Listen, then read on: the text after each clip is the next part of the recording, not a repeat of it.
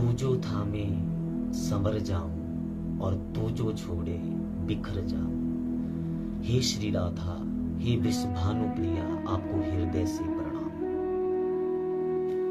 व्यासोच्छिष्टम जगत सर्वम, ये जो पूरा संसार है महर्षि वेद व्यास की जूठन मात्र है।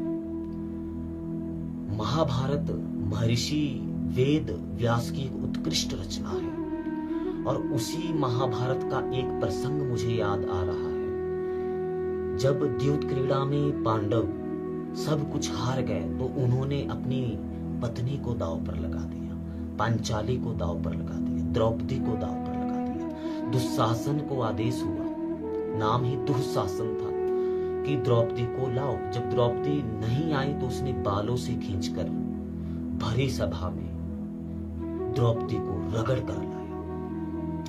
द्रौपदी बहुत लज्जित हुई। जब दुशासन ने उसकी साड़ी खींचनी शुरू की तो वो चिल्लाई।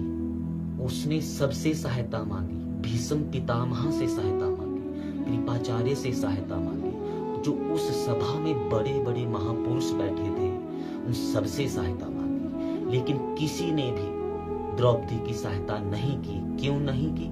क्योंकि पांडव द्रौपदी को जुए में यानी द्यूत क्रीड़ा में हार चुके थे, तो सबका मुंह बंद था। वैसे भीष्म पितामह चाहते तो रोक सकते थे, लेकिन उन्होंने भी आंखें बंद कर दी। जब दुशासन ने साड़ी को खींचना आरंभ किया और द्रौपदी को यह पता चला कि अब मैं क्या करूं, तो भगवान का आश्रय द्रौपदी ने ले लिया। भगवान श्री कृष्ण का आश्रय द्रौपदी ने ले लिया। और लौकिक में भी यही होता है, जब हमारे लिए सारे रास्ते बंद हो जाते हैं उस समय हम भगवान के आश्रित हो जाते हैं। तभी तो एक दोहा मुझे याद आ रहा है कि दुख में सुमिरन सब करे, सुख में करे ना कोई।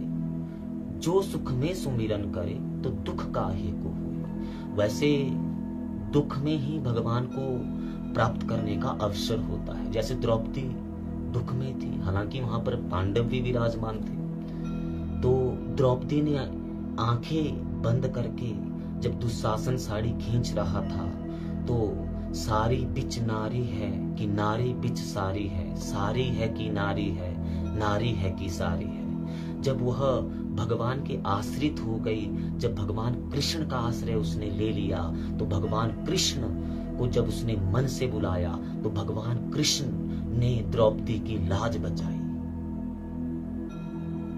और द्रौपदी की लाज बचाने के बाद द्रौपदी ने बिल्कुल अपने आप को भगवान कृष्ण को समर्पित कर दिया। तो इस छोटी सी कथा से हमें क्या शिक्षा मिलती है? वैसे तो महाभारत एक 1.5 लाख के लगभग श्लोकों की महारचना है और ये जो कथा है ये भगवान के आश्रय के लिए है। अर्थात जब हम भगवान का आश्रय ले लेते हैं तो भगवान हमारे साथ चलते हैं। और मुझे ऐसा लगता है कि जो हमारे जीवन में प्रतिकूलताएं आती हैं, दुख आते हैं, वो बहुत अच्छा अवसर होता है भगवान के नजदीक जाने का। वैसे तो बार बार प्रयास करना चाहिए, बार बार प्रयास करना चाहिए, क्योंकि जन्मों जन्मों का मैला मन है। एकदम तो ये मन स्थिर नहीं हो सकता। हो सकता है आप खड़े हो फिर गिर जाए, फिर खड़े हो फिर गिर जाए। इसलिए मेरा ये मानना है कि जो दुख होता है उसे, जो जीवन की प्रतिकूलता होती है, उसे भगवान का प्रसाद समझकर ग्रहण करें, कोशिश करें। है बड़ा कठिन कार्य, लेकिन कोशिश की जा सकती है। और वैसे भी मनुष्य को चाहे मरते वक्त ही, मृत्यु के समय ही, मृत्यु सैया पर ही भगवान के आश्रित होना पड़े, लेकिन अगर यदि मनुष्य जीते जी आरंभ में, बाल्यावस्था में, जवानी में ही भगवान का आश्रय ले ले तो मनुष्य को कोई आने वाले समय में, मुझे नहीं लगता कोई समस्याएं तो आती जाती रहती है।